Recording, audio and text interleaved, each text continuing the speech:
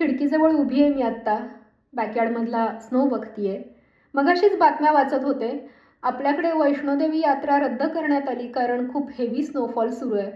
मला कल्पना नव्हती की आपल्याकडे उत्तरेकडे इतकी थंडीची लाट असेल.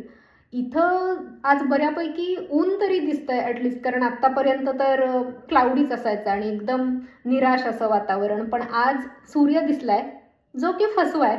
फक्त आपल्याला ऊन पडलेलं दिसतं असं भिंतीवर वगैरे, पण त्याची काही उष्णता ऊब वगैरे काही लागत नाही. आज तर इथं अतिथंड दिवस आहे. आत्तापर्यंतचं या विंटरमधलं सगळ्यात कमी तापमान आहे आज. सकाळी उठल्यावर बघितलं तर फील्स लाईक -36°C इतका पारा खाली घसरलेला होता. तुम्ही कल्पना करू शकता की काय लेवलची ही थंडी असेल. रशियात सुद्धा स्नोफॉलमुळं काय अवस्था झाली आहे लोकांची. 3 मीटर उंचीचा स्नोफॉल झाला वगैरे, या बातम्यासुद्धा तुम्ही बघितल्या असतीलच. माझी आई पण सांगत होती की सकाळी उठल्यावर अजूनही फार थंड वाटतंय. ऊन असं सुरू झालेलं नाही आहे, जे की साधारण संक्रांतीनंतर थंडी कमी होऊन ऊन सुरू होतं असं म्हणतात, पण अजून तरी झालेलं नाही आहे. तुम्ही कुठल्या भागात आहात महाराष्ट्रात आणि तुमच्याकडे काय थंडीची परिस्थिती? मला कमेंटमध्ये नक्की सांगा.